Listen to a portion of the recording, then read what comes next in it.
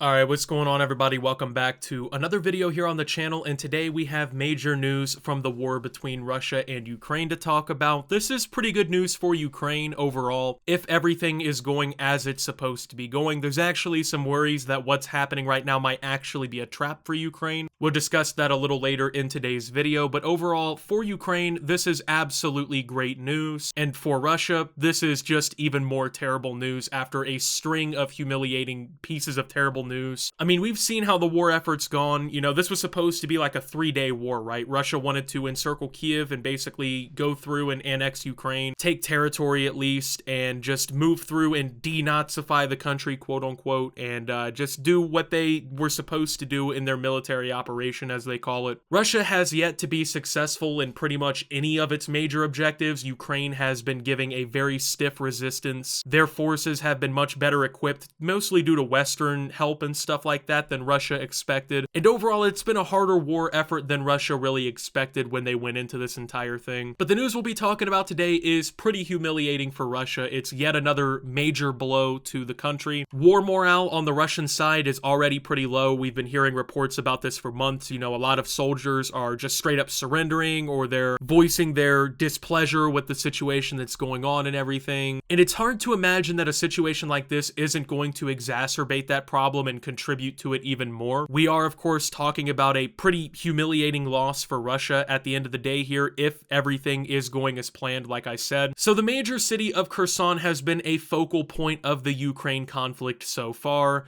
Just a few weeks ago, Russia actually annexed the territory, and Putin said that they were going to be making the citizens that lived there citizens of Russia forever. Well, as it appears, that is no longer the case, and well, that was never going to actually happen. As you guys may know, if you've been keeping up with my Ukraine videos or the war in general, Ukraine has been basically blitzing a major counteroffensive over the last few months against Russia, where they've been liberating some of the territory that Russia has captured in the months that the war has gone on. And this is another major W, basically, for Ukraine in this entire conflict. You know, they want Kherson, they want it to be Ukrainian territory, and now it appears that Russia has basically given the city up and will be retreating behind the Dnipro River, getting to the other sides of the banks of that, and then drawing new fortification lines, which, let's be honest, if it's like anything else that's happened so far, those are likely to collapse at some point too. But anyway, let's go ahead and talk about what's going on. As Russia's military commanders announced another major withdrawal in Ukraine, pro-Kremlin commentators have described the retreat as a humiliating and significant defeat for Moscow and President Vladimir Putin. Putin kept a low profile as Russia announced Wednesday that it was withdrawing its troops from the tentatively occupied city of Kherson and the west bank of the Dnipro River. I'm sorry, I just have a stuttering problem apparently,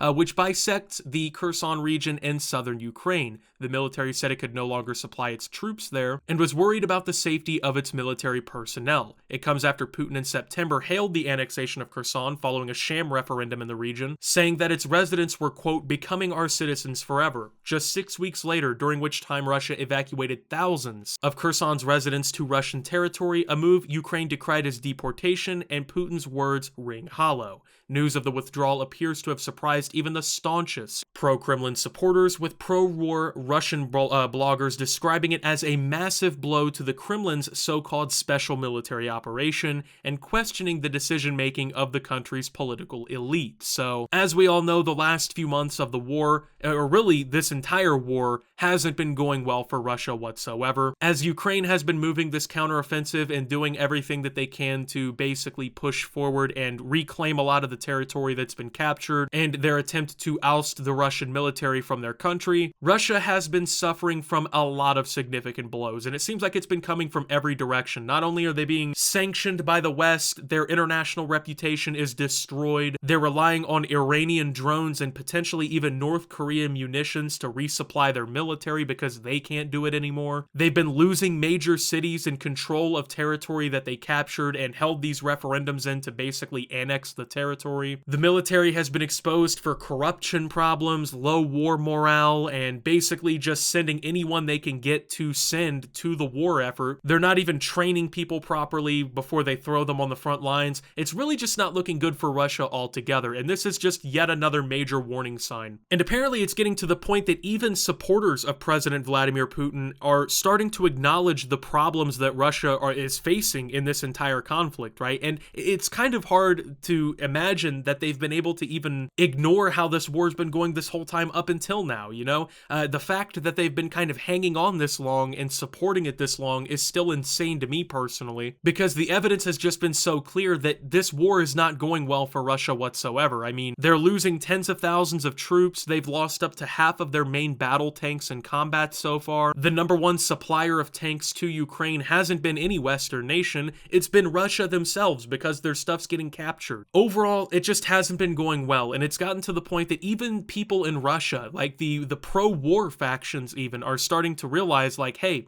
this isn't going the way that we wanted it to go, right? But of course, there is concerns that Kherson's withdrawal by the Russians is basically a sham. So what's being worried about by even the Ukrainians here is Russia is announcing that they're withdrawing in the hopes that Ukraine will try to rush their way into the city to re-liberate it and everything, and basically run right into a trap where Russia's gonna, you know, collapse on them, ambush them, and try to make a major statement in this war. There's conflicting opinions on whether or not this is the case and whether or not this is really what's happening. It remains to be seen whether the withdrawal is entirely genuine, although analysts at the Institute for the Study of War said Wednesday that it's unlikely to be a trap, noting that the, quote, ISW has previously observed many indicators that Russian forces, military and economic assets, and occupation elements have steadily withdrawn from the West Bank across the Dnipro River, and Russian officials have been anticipating and preparing for withdrawal in a way that is incompatible with a campaign to deceive and trap Ukrainian troops. Now, both the Russian forces that have to withdraw and the Ukrainian forces that want to reoccupy face difficulties. Russian forces were reportedly blowing up bridges in Kherson on Wednesday and possibly laying landmines in an effort to slow any Ukrainian advance. They will also likely have to withdraw while coming under fire from Ukraine. So it doesn't necessarily appear that the battle for the city of Kherson and the surrounding region is over. Russia is still planning, apparently, from what we've heard, to retreat west of that bank of the river, but at the same time, you know, they're making it as hard as they can for the Ukrainians to come in and recapture the city. They want to destroy bridges, they want to take out infrastructure, they want to take these things out. That way it's harder for Ukraine to actually enter the city. Then if there is actually any Russian forces still within the city, there's still going to be skirmishes and conflict, even if they're retreating, or whether or not they even do in the first place, right? So there's still a lot of questions in the air about this, but as of right now, it appears to be a major victory for the Ukrainian offensive. If they can formally recapture the city of Kherson and continue to push back Russian forces across that bank of the river, it's going to be another significant blow for the Russian forces, who are already dealing with so many different problems in their military right now. Of course, as the war effort continues and as there's new breaking updates in this situation, I will continue to update you guys here on my YouTube channel with new videos talking and just giving you guys updates on what's going on all together. So make sure, if you're interested in learning more about the Ukraine conflict over time, that you hit the subscribe button down below. So with that being said though, thank you guys for watching. If you did enjoy, make sure to leave a like, subscribe if you're brand new around here on the channel, follow me over on Twitter and Twitch at @SubTheOptimus. Make sure to check out Shoptimus down below. And until my next video, guys, this is Optimus, well, talking about what's happening in Ukraine and signing out.